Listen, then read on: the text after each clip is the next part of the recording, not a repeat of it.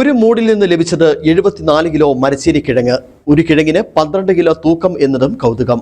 Upputhara ELL ബാബുവിന്റെ പുരയിടത്തിലാണ് ഈ അപൂർവ വിളവുണ്ടായത്. സുഹൃത്ത് നൽകിയ കപ്പത്തണ്ടിൽ നിന്നാണ് ഭീമൻ കപ്പ വിളഞ്ഞത്.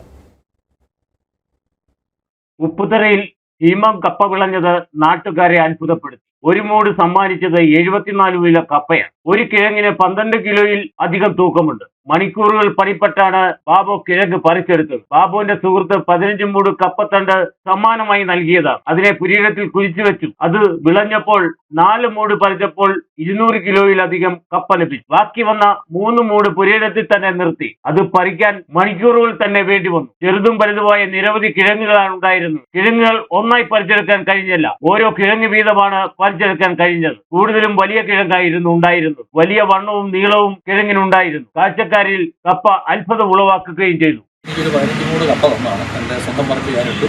ഇതിപ്പോൾ 2 വർഷമായി. കഴിഞ്ഞ വർഷം ഞാൻ 4 മൂട് പറിച്ചപ്പോൾ എനിക്ക് ആവശ്യത്തിൽ കൂടുതൽ ആയതുകൊണ്ട് ഞാൻ ബാക്കിയൊരു 3 മൂട് പറമ്പിൽ നിർത്തിയിരുന്നതാണ്. അതാണ് ഈ കപ്പ. ഒരു 74 കിലോ ഒരു കിഴങ്ങ് 12 കിലോ വരെ കഴിഞ്ഞ വർഷം കിട്ടിയാണ്.